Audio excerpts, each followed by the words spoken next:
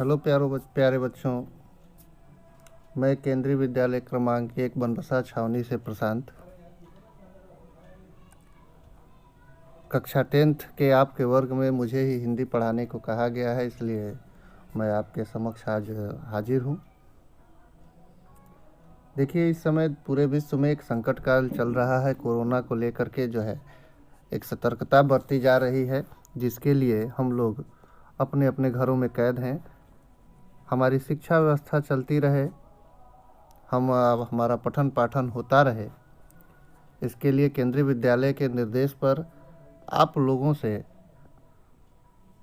विभिन्न माध्यमों से यूट्यूब, व्हाट्सएप जैसे भी हो कम्युनिकेट किया जाएगा और आपकी शिक्षा को चालू रखा जाएगा।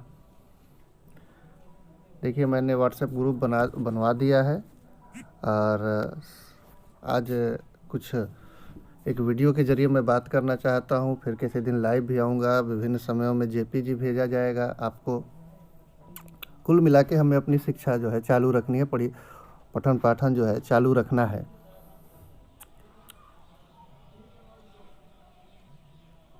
घर पे रहते हुए थोड़ा थोड़ा ही पढ़ते रहेंगे तो एकाएक जो है हम पर कोई बोझ नहीं पड़ेगा। इसलिए आपसे अनुरोध है कि हमारे साथ एक लॉन्ग डिस्टेंस रिलेशनशिप इस विज्ञान के खोज के माध्यम से बनाए रखिए। कभी कहा जाता था कि विज्ञान अभिशाप है या वरदान है, लेकिन आज जिन परिस्थितियों में विज्ञान हमारी मदद कर रहा है, हम तो कह सकते हैं कि विज्ञान जो है हमारे लिए आज वरदान सिद्ध हो रहा है। तो हम बात करते हैं आगे की। देखिए, आप लोग कक्षा 9 से कक्षा 10 में आ चुके हैं। कक्षा 10 में आपको जो है 2 किताबें पढ़ने को मिलेंगी। एक का नाम है क्षितिज भाग 2 और दूसरे का नाम है कृतिका भाग 2। क्षितिज भाग 2 में 2 सेक्शन है, 2 खंड हैं। एक है काव्य खंड और एक है गद्य खंड।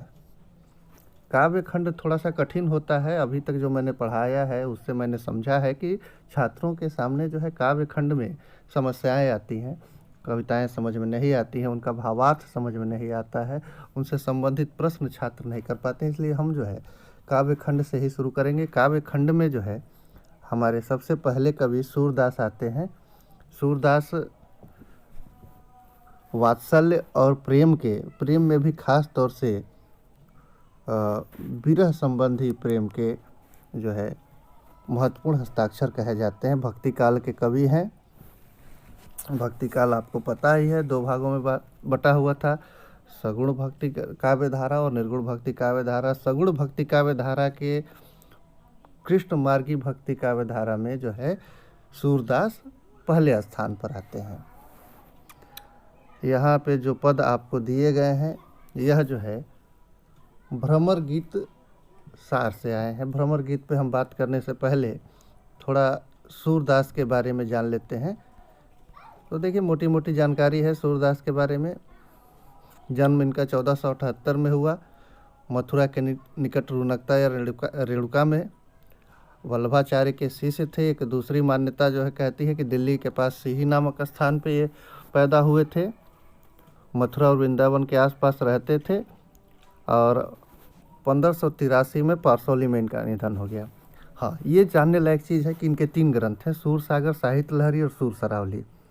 सूरसागर में करीब 10,000 पद कहे जाते हैं कि है, और सूरसागर ही सबसे ज़्यादा जो है इनका प्रसिद्ध हुआ। वात्सल्य और श्रृंगार के जो है मैंने बता दिया है। हाँ, सूर की भाषा क्या थी। देखिए, जितने भी कृष्ण की भक्ति वाले कवि हुए वह जो है ब्रज भाषा का प्रयोग किए। राम भक्ति काव्य धारा के जितने कवि थे उन्होंने अवधी का प्रयोग किया। सूर ने किसकी भक्ति की? तो सूर ने भक्ति की कृष्ण की। अतः इनकी भाषा क्या थी? ब्रज की। आप लोग इसे भूलिएगा नहीं। हाँ, ब्रज भाषा एक बहुत समृद्ध भाषा है।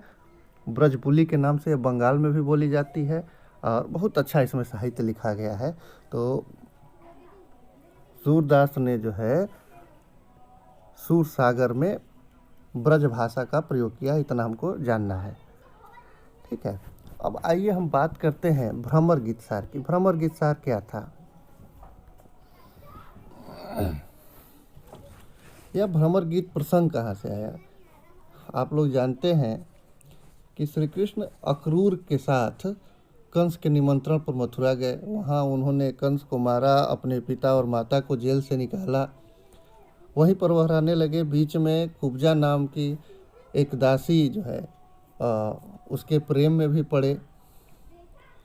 काफ़ी समय बीत गया, कृष्ण गोकुल नहीं आए। नंद, यशोदा, सारे ब्रजवासी बड़े परेशान हो गए। गोपियों के विरह का तो कहना ही क्या था। श्री कृष्ण के भी दिलो दिमाग में आ रहा था कि हाँ, यह लोग वहाँ पर प्रसन्न होंगे, दुखी होंगे। तो उन्होंने उद्धव को, जो उनके एक मित्र थे, उनको भेजा कि आप जाइए और ब्रज में लोगों को समझाइए कि मैं यहाँ कुछ ज़रूरी काम कर रहा हूँ, फिर मैं बाद में आ जाऊँगा। अब एक प्रश्न यह आता है कि उद्धव को ही क्यों भेजा? किसी और को भी भेज सकते थे। तो उद्धव को भेजने के पीछे यह था कि उद्धव को अपने ज्ञान का बड़ा गर्व था। प्रेम या भक्ति मार्ग को की वह उपेक्षा करते थे।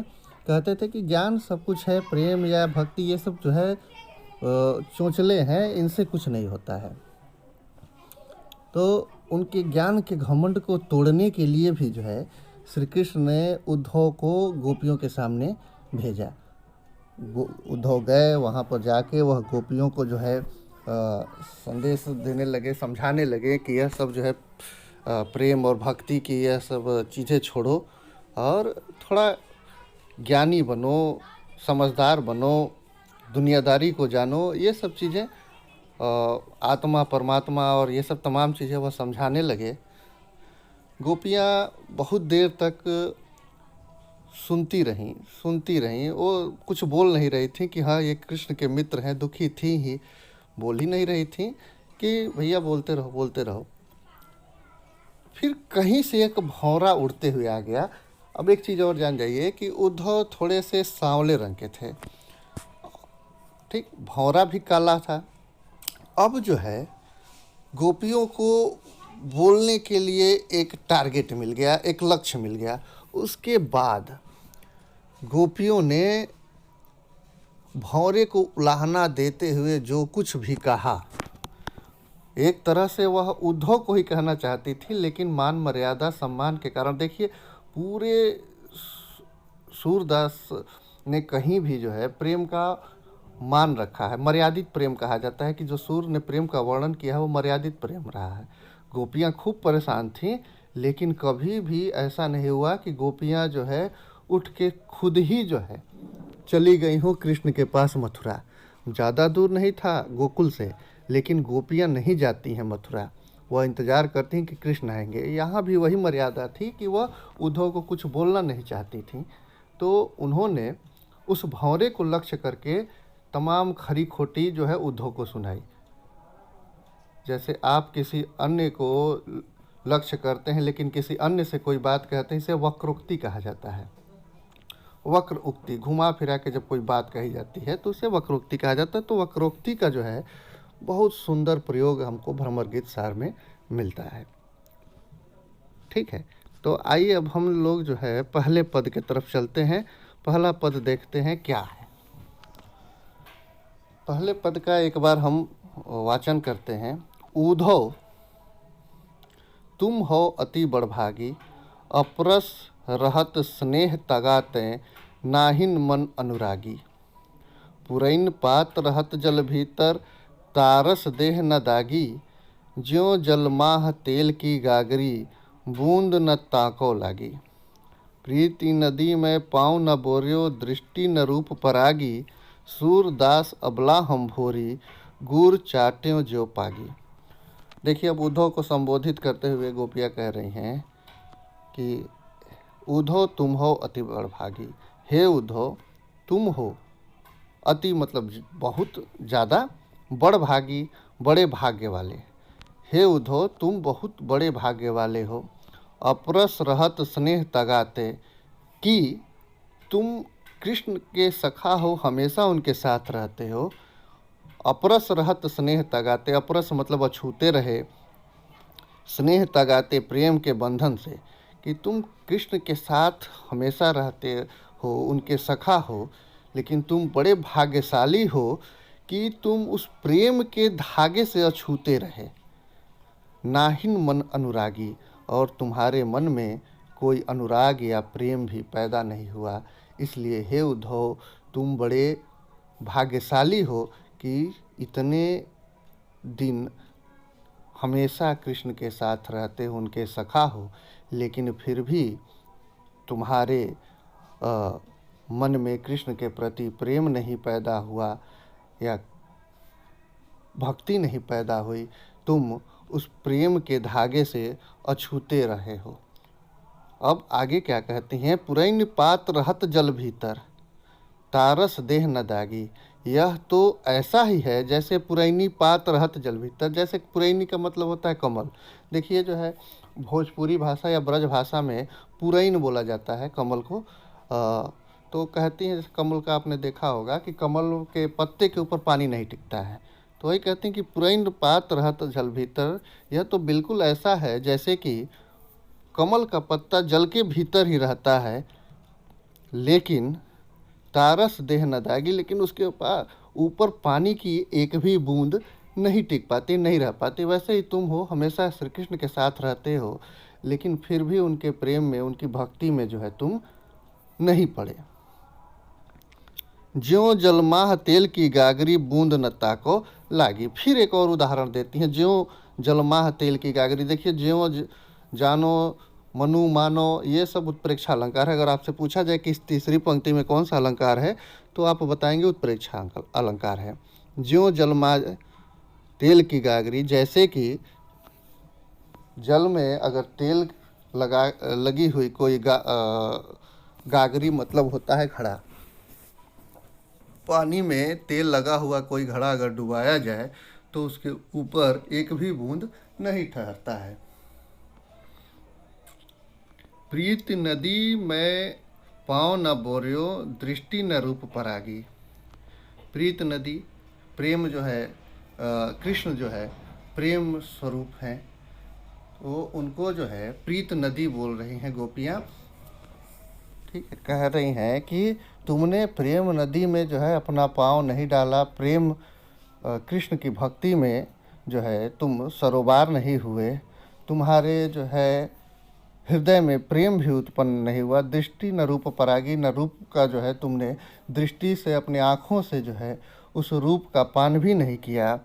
कहती हैं कि हे उद्धव, तुम बड़े विद्वान हो, जो इतना सब कुछ जो है सहज उपलब्ध रहते हुए भी न तुम कृष्ण की भक्ति में पड़े, ना ही तुम जो है उनसे स्नेह उत्पन्न कर पाए, ना ही तुमने उनकी भक्ति की। लेकिन हम जो है अबला, हम भोरी।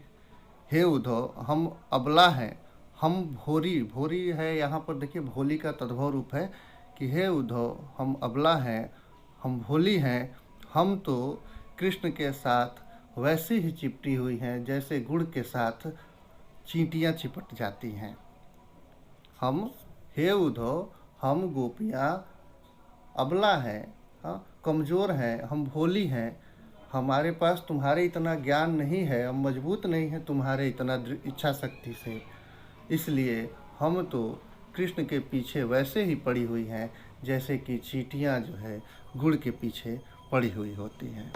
ठीक है, अब अगर इस पद से संबंधित कहीं पर किसी को कोई शंका हो तो फिर हमसे व्हाट्सएप के ज़रिए पूछ लेगा। ठीक है बच्चों, धन्यवाद आप सबका।